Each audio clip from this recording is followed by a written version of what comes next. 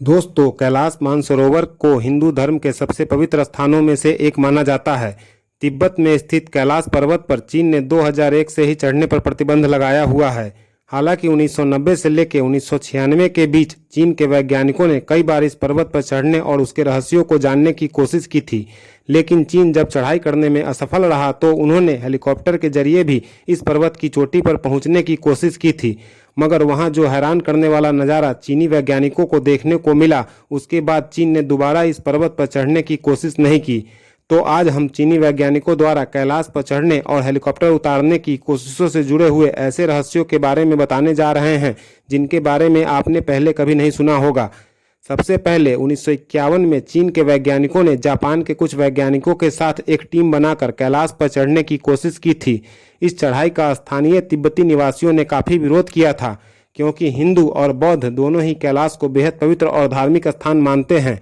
कैलाश पर चढ़ने के दौरान चीन और जापान के वैज्ञानिकों को खराब मौसम के साथ साथ भयानक हिमस्खलन का सामना करना पड़ा था, जिसमें सभी 17 वैज्ञानिकों की मौत हो गई थी। कहा जाता है कि 1996 में चीन के वैज्ञानिकों ने हेलीकॉप्टर के जरिए भी कैलाश पर उतरने की कोशिश की थी, मगर यह कोशिश नाकाम रही। चीनी मीडिया रिपोर्ट के मुताबिक शुरुआत में वैज्ञानिकों को कैलाश के बेहद मनमोहक और सुंदर नज़ारे देखने को मिले, मगर जैसे जैसे वो ऊंचाई की ओर बढ़ते गए उनका सामना ऐसे ऐसे खतरों से हुआ जिन्होंने उनकी रूह तक कपा दी थी।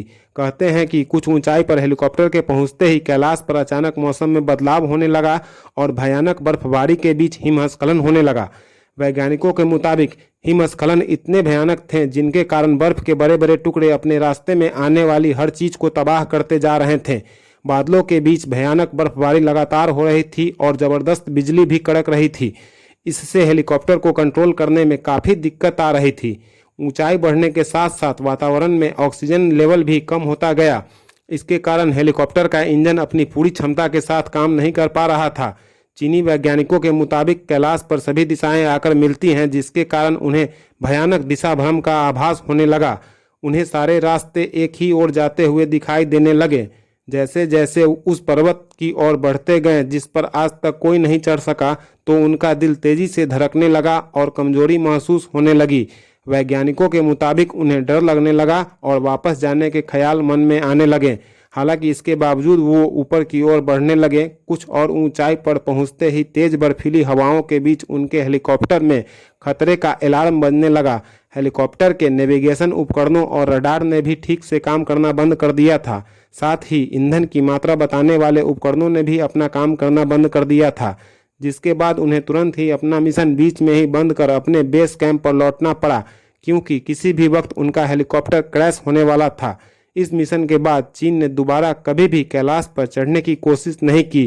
कहते हैं कि कैलाश की चढ़ाई करने के मार्ग में एक ऐसा बिंदु है जहां पर पहुंचने पर आध्यात्मिक शक्तियां चेतावनी देती हैं। यहाँ मौसम अचानक बदलने लगता है और ठंड काफ़ी ज़्यादा बढ़ जाती है और व्यक्ति को बेचैनी महसूस होने लगती है, मानो कोई अंदर से कहता हो कि तुम यहाँ से चले जाओ। जिन लोगों ने इस चेतावनी को अनसुना किया उनके साथ बुरे अनुभव हुए और कुछ लोग तो रास्ता भटक कर अपनी जान तक गंवा बैठे।